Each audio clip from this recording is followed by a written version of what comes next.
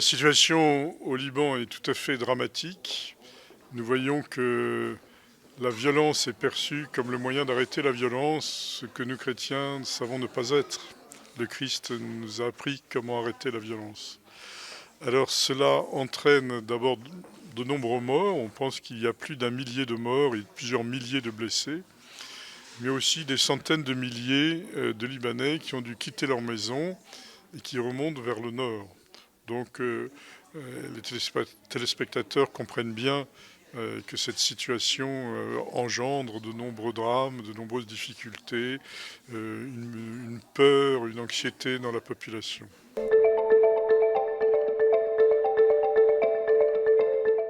Le Liban est déjà un pays en grande difficulté, puisqu'il y a une crise économique terrible et il y a un blocage institutionnel, puisqu'il n'y a pas de président et ni de gouvernement de plein exercice.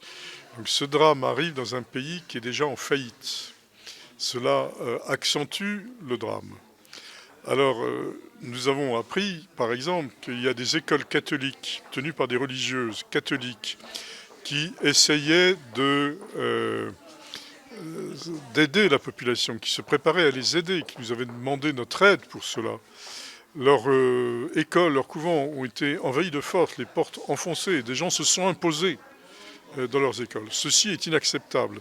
Et cela peut être les prémices d'attitudes de violence, puisque la population du Sud, majoritairement chiite, bien qu'il y ait aussi des chrétiens au Sud, remontant vers la ville de Beyrouth et vers le nord du Liban, cela risque de provoquer des tensions qui risquent de dégénérer à tout instant. Donc la situation est grave.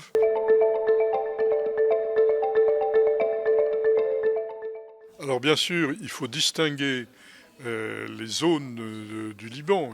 Il y a des zones qui sont encore en paix, Dieu merci. Mais celles qui sont soit dans la zone de conflit au sud Liban, donc il y a des paroisses catholiques, il y a des écoles catholiques, il y a des cathédrales dans le sud Liban, il y a des couvents, soit là où les réfugiés, les déplacés remontent, bien évidemment, comme toujours, ces communautés chrétiennes se mettent au service de l'ensemble de la population. Encore faut-il qu'on ne force pas leurs portes, je le redis. Elles aident la population et avec d'autres associations comme l'aide à l'église en détresse ou le Secours catholique, nous essayerons d'aider ces communautés. La Caritas, c'est-à-dire l'équivalent du Secours catholique au Liban, est évidemment mobilisée. La Caritas libanaise, c'est plus de 1000 collaborateurs dans l'ensemble du Liban. C'est donc considérable. Et il y a des réunions régulières pour évaluer les besoins et voir comment nous pouvons aider.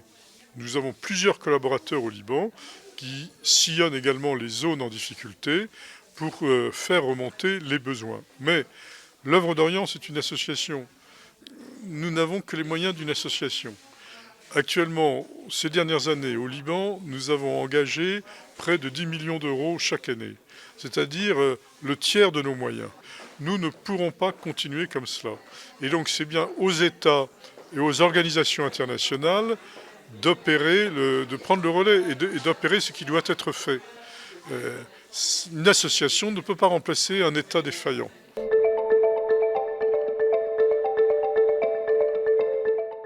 Nous appelons à la générosité de nos donateurs pour donner à ces chrétiens les moyens de leur mission.